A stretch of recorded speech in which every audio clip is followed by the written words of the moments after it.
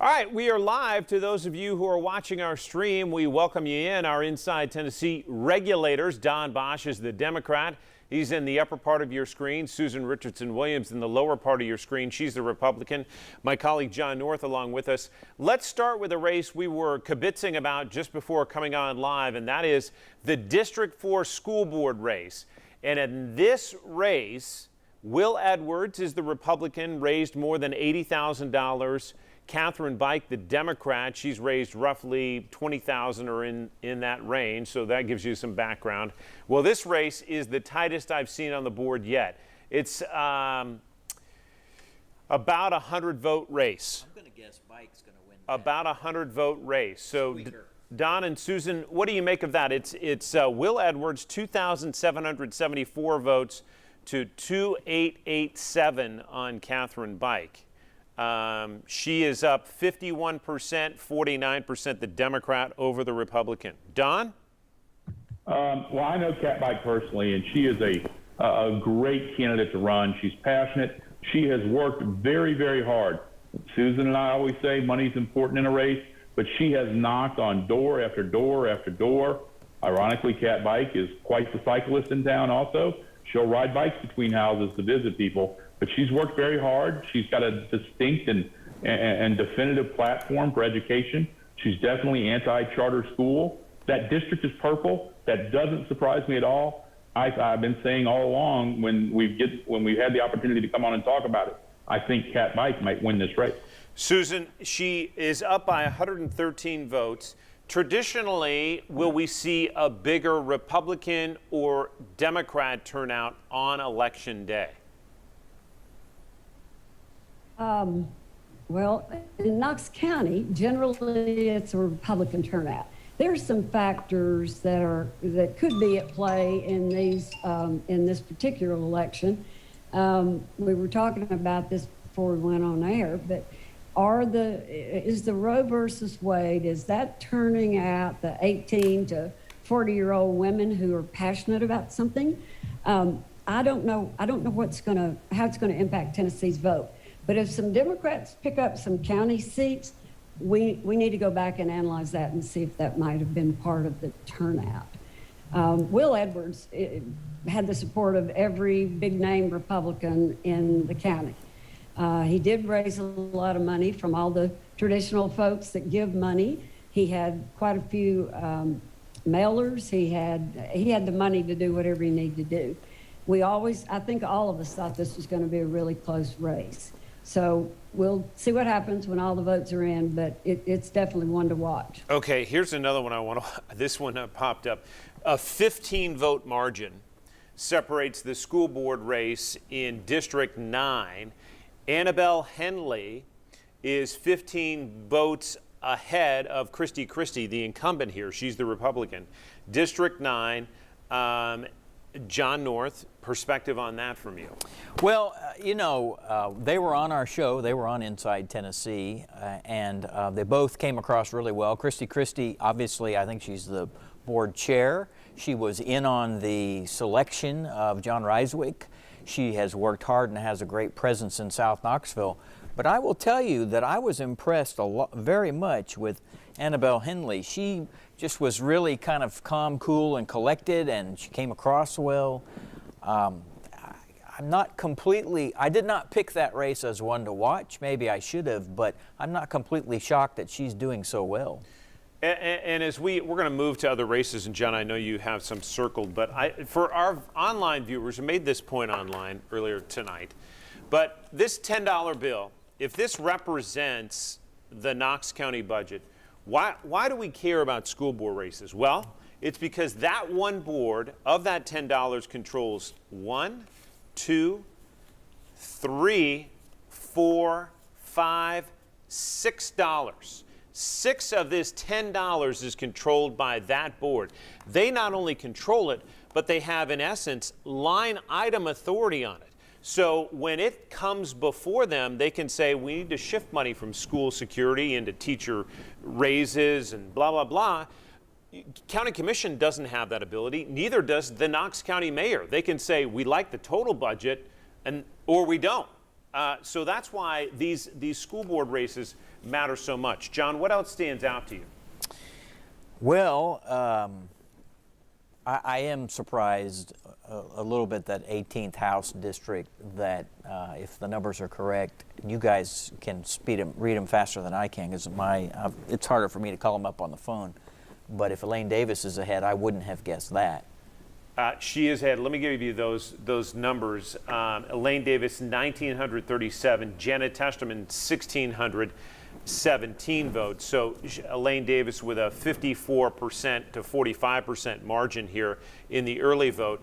And just for viewers who are wondering what the heck District 18 is, this is Eddie Manis's district, and it represents about 64,000 people in our community in Knox County in the state house. Eddie decided not to run again. Elaine had already thrown her hat in the ring for this race, but that's what we're talking about. And this, again, is a primary. This is not decided tonight, because we'll see the general election in November. But the other thing I was going to say is the 18th also got reconfigured in this most recent redesign, if you will. Elaine ran, if you remember, 2 years ago against Gloria in the 13th. She didn't move. She stayed in her house, but her district changed. And so Elaine, when Eddie said he wasn't going to run, Elaine, who lives, I think, in South Knox County, said, well, I think I'm going to run for this seat as well. And so it's her and Janet tonight. yeah, Susan, so what do you make of this one, those two Republicans vying for his seat? Well, I think everyone thought this was going to be the race to watch, that this was going to be a very close race. They both worked hard, and you all were right. Elaine got out early when she found out that, or heard that maybe she was going to run against Eddie. So let's go back to that. That was, she had already announced she was going to run against him. So she began working many months ago. Eddie announced, a day before, that he wasn't going to, before filing, that he wasn't going to run. And Janet Testerman filed immediately. And so this race has turned into a real close one to watch. And I know Elaine has been out knocking on doors for a long time. And that district, go back and remember, we had Stacey Campfield in that district, who was famous for knocking on doors and having his people that looked like him knock on doors. And Martin Daniel had that seat. He knocked on doors. So that district expects people to come around and be seen and be able to ask questions. Now, I'm not saying Janet didn't do that. I think she did as well. But what I'm saying is that Elaine had a pretty good head start on Janet Testerman. Don, your perspective, you know both women quite well. Janet Testerman's a current city council member. You worked with Elaine. She worked for you for some time. Was a Democrat, in fact. Pardon? She was a Democrat at one point. Was a Democrat. Yeah. Apparently, I scared her out of the party. I'm not sure, but You have that effect on people.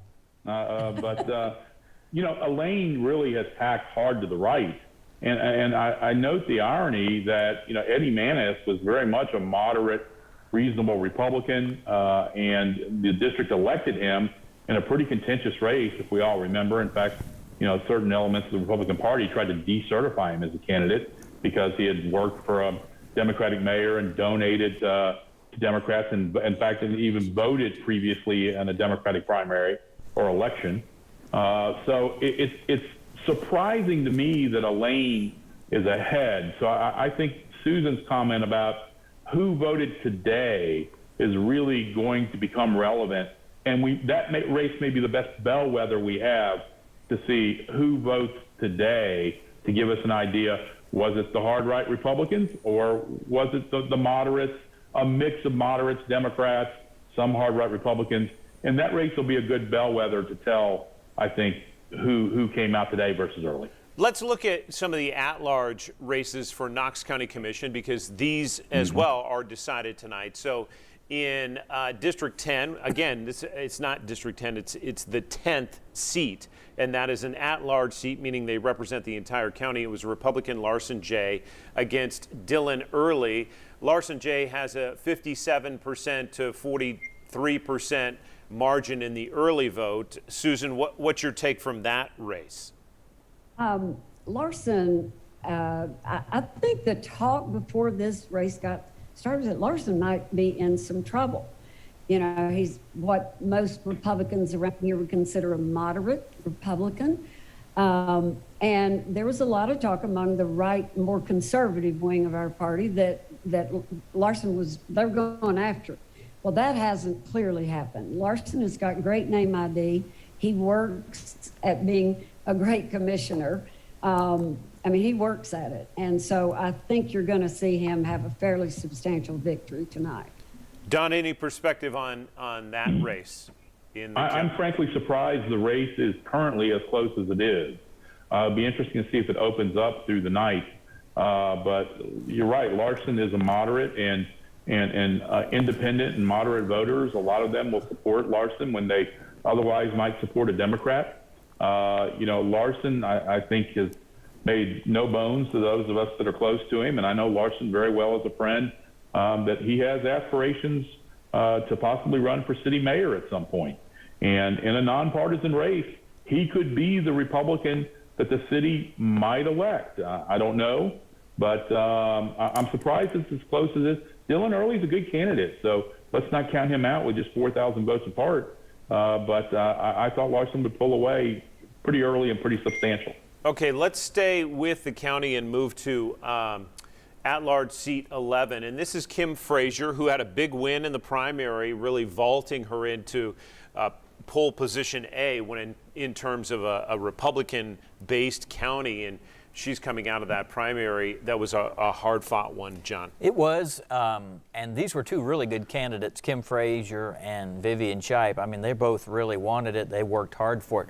To me, the split doesn't look too terribly different from the 10th seat. The thing that's different is you've got Donald Bridges getting more than 1,000 votes, which is a little bit odd since we invited him on here. He didn't come on here. He was kind of a no-show.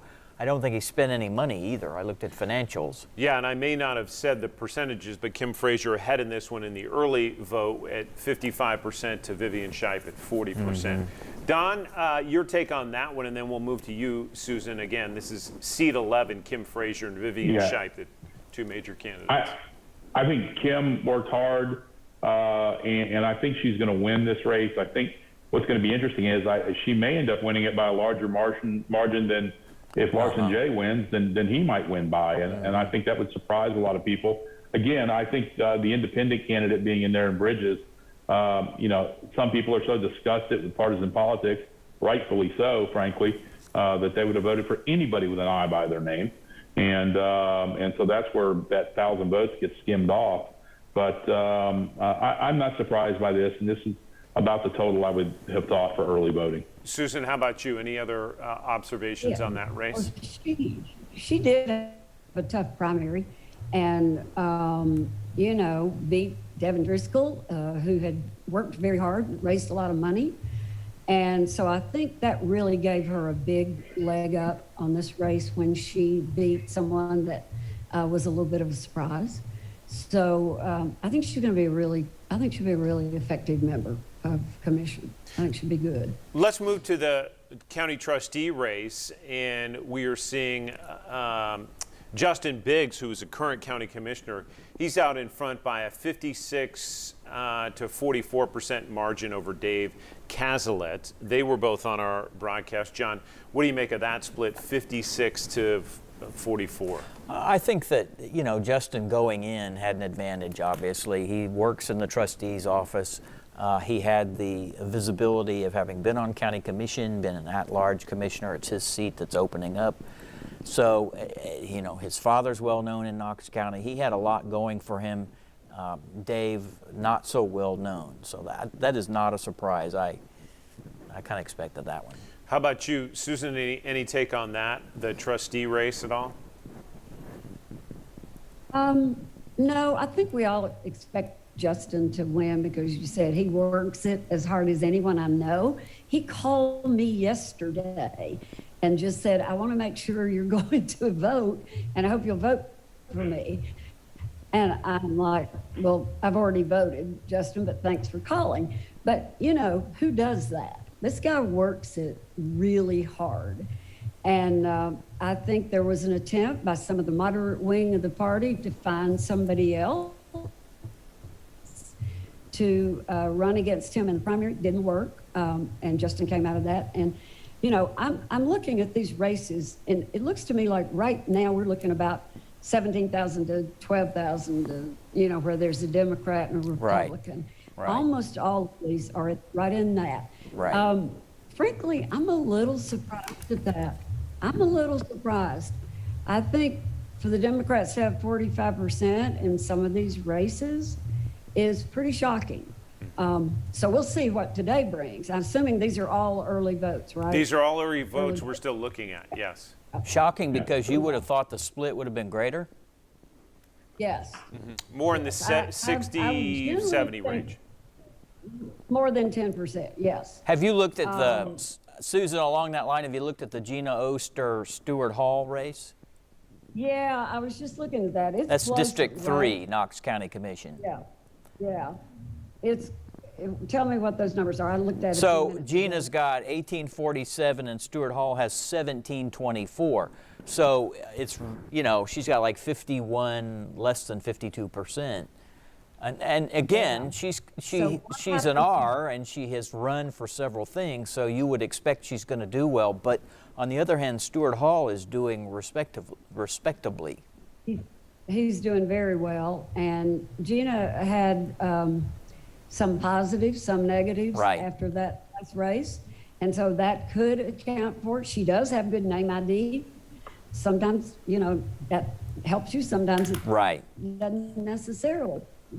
But that race is close. But what I'm saying is, I think the Democrats have turned out really well in this county. You know, generally a Republican candidate that's well liked and has been in office, you know, you can count on them getting 60, 65% of the vote. That's not happening in the early voting. Again, I'll be anxious to see what happens today. Well, and just to make that point, I'm sorry to interrupt you, Susan, but I think if you look at Knox County Mayor Glenn Jacobs, this is like more ammunition for your point, because he's ahead 56% to 44% on Debbie Helsley, the Democrat. And this is someone who I think many people thought would easily be 60, 65% at least. Is that fair to say? Yes, absolutely. Or more. I mean, he's very well liked and respected. He's done a great job as mayor. It'd be interesting to see we'll what the have to- split was from 2018 to tonight for him. Yeah. Well, he won by 23. 23 votes. But, That was in the primary, though. Primary. Yeah, but in the general, it was much bigger. Susan's given me so much to talk about in her last rant. I want to start with, I'm not sure how hard Justin Biggs worked because I didn't get to that call. But that doesn't surprise me. So, Well, I called him, but it wasn't a call he wanted. Yeah, he probably didn't want to make the call, but I understand that. But that said, you know, the one thing you can say about these fee holder offices, as we call them, the trustees and the clerks, you know, Justin, his office has been without scandal. That's a new twist for the trustee and for those kinds of offices. So that's helped him, I think. But to Susan's point that she seems shocked and surprised about the Democrats closing the gap. I've been saying this for a couple of years, and you know, and I often get laughed at on the Sunday morning show and everything else. And I'm like, folks, I'm telling you, this county, not just the city, this county is starting to trend to tack left. It's still a conservative county, make no mistake, but there are going to be competitive races. We're seeing some tonight. And so, you know, I tell my fellow Democrats, don't give up, fight the fight. Some things are changing in terms of attitudes. And Susan's right. While there is only, as I can identify it, one race on the ballot, and that's Burchett's seat, and that's an early race, so to speak, that can affect pro-choice and pro-life decisions. I think it's energized the left to get out to realize voting is important, and we've got to do it. Couple that with some interesting school board races and the issue. People are starting to figure out what charter schools really mean, and a lot of people don't like them. And so I think the county trending, or I don't even say trending because that's not fair, tacking to the left isn't a surprise to me at all. It's still got a ways to go, but you look at this mayor's race, Glenn Jacobs, you might argue he's more popular nationally than he is locally at this point, looking at these numbers. Debbie Helsley's a great candidate, been very active in the Democratic Party, but not well known outside the party. Hey, and, Don. and outside the, yes. Let me since you're on that point, Tom Barkley with our digital staff, one of our managers of our digital staff, found while we were talking what the results were for the 2018 race between Linda Haney and Glenn Jacobs, and it's very interesting. He got 66% of the vote that night in the general, 51,804 to her 26,224. I think that the Democrat tonight will do better than that. Yeah, and again, it's not like Glenn Jacobs has had a bad 4 years. Right. I mean, he's been relatively scandal-free, a few blips in his administration, but run a pretty steady ship. He's had some craziness he's put online and some tweets of that, but that's trending nationally, not locally. So I want to also touch, I want to go back to school board as well, because we saw in District 1 a pretty hotly contested race, but Mr. Butler, Reverend Butler, John, you know him well. He's been in the community for quite some time. It looks like he's walking away with this. Kind of figured that. I mean, he is a former, maybe current still, head of the NAACP here locally. He is a reverend, and he is well respected in the black community and in the first district community. He has spent, gosh, I added the math up, which is always dangerous when it comes to journalists. I think he spent $4,000 in this race overall. The other two, we have two independents that were running against him who also were on Inside Tennessee and came across well, I thought. They spent no money, zero money, and they're not getting much for their zero money. He's ahead in this race, 74% to 12% and 13% respectively. And no Republican ran in that race. Correct. Also, nor would one have won. Right. So in that race. Right. The Republican was like, there's no point, not going to do it. We do know Betsy Henderson. This is School Board District 6. Betsy Henderson, 62% to Philip Sherman's 38%. So that's a wider margin there. And then in District 7, this one had some attention as well because Steve Triplett is the Republican, Dominique Oakley, the Democrat. Steve Triplett winning in this race 71% to 29%. But John, Mr. Triplett admittedly had some financial troubles when he worked with a church in a different state. Right. It was in Ohio. He's admitted it. We did a story about it. Compass did a story about it. Maybe some other media organizations did. Misuse of the money, as I think the way it was characterized, you can draw your own conclusion from that. Paid back. Paid it back. And came to Tennessee. It became an issue in the primary. That's where it was more important, was in the primary. And he beat his primary opponent in May. So that, I thought maybe that would have, I didn't think it would knock him out, but I thought that might sort of dig into his scales a little bit more than it did. Plus, I think, and Dominique Oakley was on this show as well in Inside Tennessee and came across really well and very, very passionate for education. I just want to remind folks who are watching our stream, we have Don Bosch, who's a Democrat, Susan Richardson Williams, she's a Republican.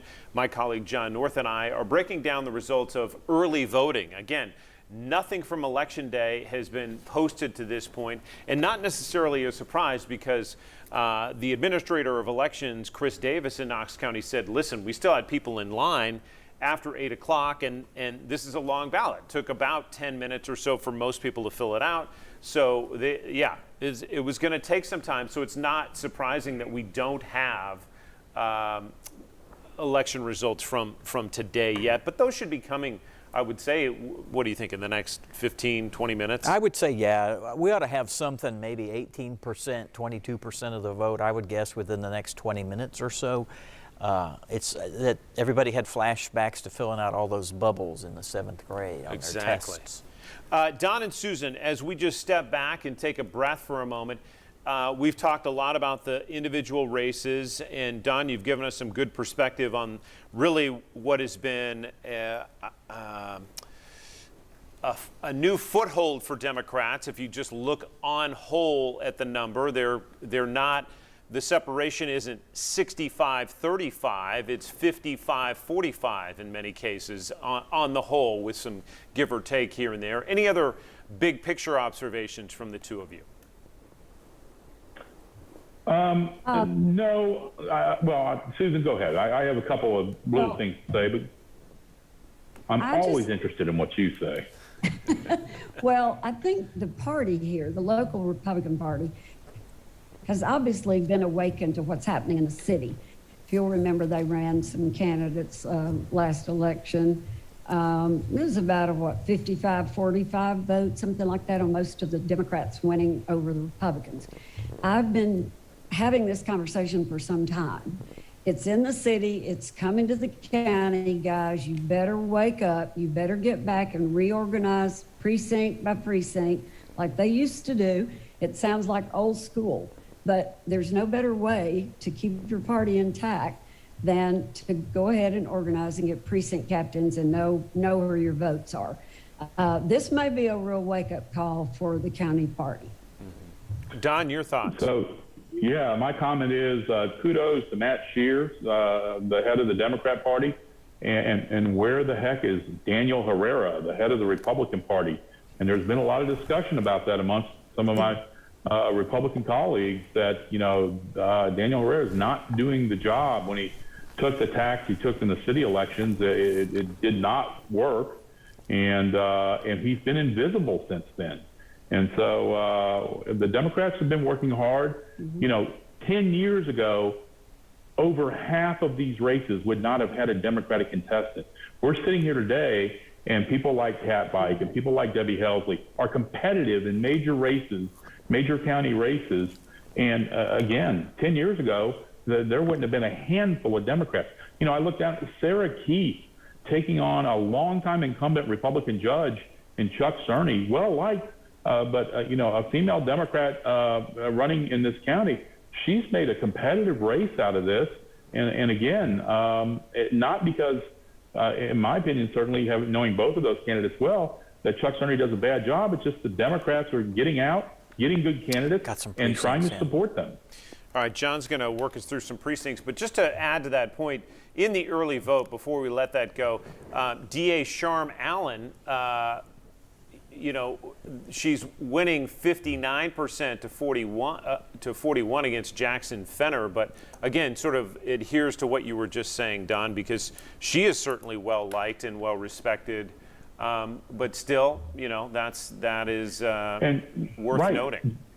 And I can say that Jackson Fenner is a good lawyer, and the lawyers know him, but Jackson Fenner does not have a name recognition, is not widely known. Is frankly, even to the bar, would not be widely known outside the area of criminal justice very much. And so he's a good lawyer. He's a good candidate. He'd make a good DA.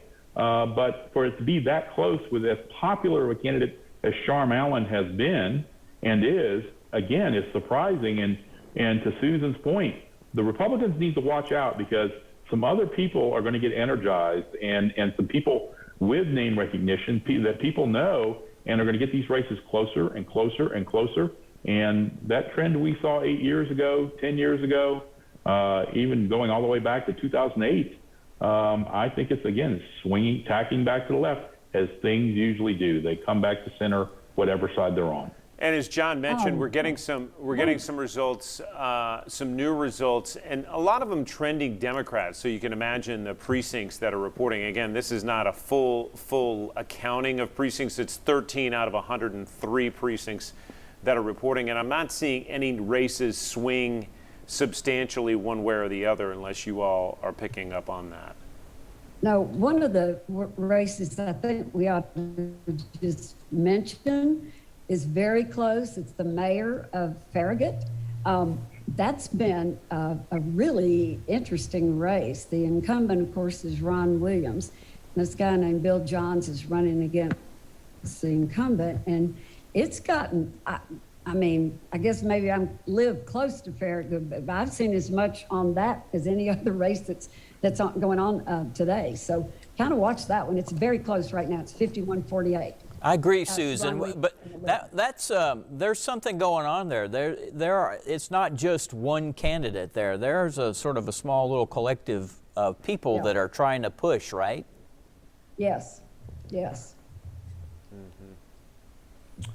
Okay. Yeah, I'm seeing, just looking here, it's not a ton of votes. It's like 1,000 or 1,500 Yeah, it's mostly not. tops, and it's moving the percentages 1 or 2 points one way or the other, but it's not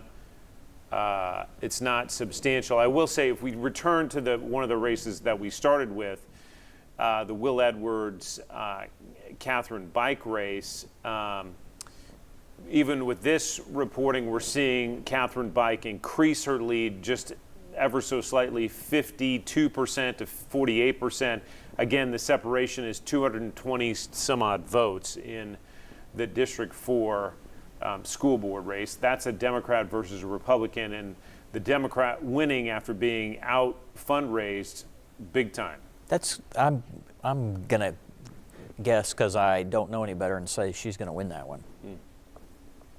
And I'll bet, let's see, it'll be interesting to where the see votes are how coming. turnout is today versus early for that race. That could be one where turnout was as strong today as it was over the 10-day early period versus, I think in general, we will not match today's turnout with what early was. We will not match it today.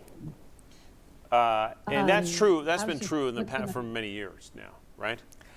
It's been trending that way, but I think Right. it's going to be even more pronounced this time. I will also say that the Christie race that we pointed out was separated by 15 votes. This is the Board of Education District 9, John making the point that she is the chair right now. She's losing 48% to 51%, and that race moved ever so slightly, again, increasing the lead of the Democrat, Annabelle Henley, in that race. And so now it's separated by fewer than 100 votes, but it's 52% to 48. That's very interesting. That may be the upset of the night, right? And that there. is South Knoxville, Yeah. District 9, for people who are, Yeah. are watching Yeah. and wondering. Don, what do you see in that Don, stands out? Or Susan, go ahead. Yeah, I was just saying, I was looking at the Elaine Davis, Janet Testerman race. Elaine's up 53-47 right now with these new votes that came in. But again, that's a very small, it's a very small number that's come in so far today. But that right, I think that's the one race that all of the Republicans have talked about, you know, who was going to win that race and what was it going to take for Janet to beat Elaine. Susan, do you suppose do you suppose either one of those folks thought they were absolutely going to win it after Eddie said he was not going to run? Do you think one over the other said, "Oh, I'm going to win it"? Do you think Janet said, "Oh, it's mine, I've got it"? I do think Janet was very confident.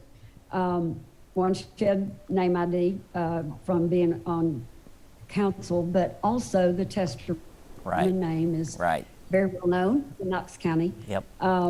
But Elaine, again, she had the time. She's been out working her fanny off, knocking on doors, and that district, more than any other state rep district in this county, expects people to be knocking on doors. So we'll see. Again, this is still very early and very few votes in, and it is very close. But I'm a little surprised with that one right now. Yeah, and that latest vote dump was only in that district was 301 votes total. And Janet Testerman, out of that 301, gained another 90 votes on her opponent. So, Yeah, I think any race that's within 4 or 5 points right now as we sit here, despite John Norris' bravado at calling for my friend Cat Bite now, I think it's premature. You know, if you're seeing a race that's 10, 15 points, it's probably going to hold. But these close races like this, and I will note the Farragut alderman, that looks like, who got their mom out to vote for him might win. And so all of those races are very, very close. So, well, as we come up on the bottom of the hour, I want to thank our online viewers for tuning us in for this early breakdown of the results. We're going to have to break away from our stream here in moments to get ready for our 10 o'clock broadcast. But you can watch Don and Susan and John this Sunday morning on Inside Tennessee, because we'll do what we're doing right now and just walk through the races and talk about trends and what we're seeing and who's up and who's down and why. Much more of their analysis coming up on Sunday. But I'm going to ask Tom Barclay, who's our gracious digital manager, to take us down so that we can tape a couple of things prior to the broadcast tonight. Kevin, who's in back punching this broadcast, we appreciate all your work there, Kevin. We know you're a solo man and running this ship on your own. So thank you. As we leave, Don, any closing thoughts? Proud of the Democrats. I think we're going to see a couple of surprises, but what we see is long-term progress. This is a long game, and my party is playing it, and we'll see in 50 years when Susan and I are still doing this show. We'll probably be different roles. Still doing it by Zoom too. Let me add. Don't say right. that. We'll still be locked out of the studio, guys. Thank you. You'll be doing it by Zoom from the nursing home. Same paycheck Exactly. too, as well. To both of you. Susan, we'll give you one last final remark before we cut away. Well, I think this could be a wake-up call for the Republicans in Knox County. Again, we've talked about the city, and I kept saying they're coming for us, guys, in the county. You better get a good organization going. And so this very well could be a wake-up call. I still think Republicans are going to come out. They're going to win the big offices. Nick McBride's going to win. Justin Biggs is going to win. Larson Jay's going to, But there are some of these races that are going to be closer than expected. So I do think this will be a wake-up call. Susan Williams, Don Bosch, we appreciate the analysis. John North, thank you very much. My colleague at WBIR, thank you for watching. And again, we'll see you this Sunday on Inside Tennessee, 9:30 Sunday morning.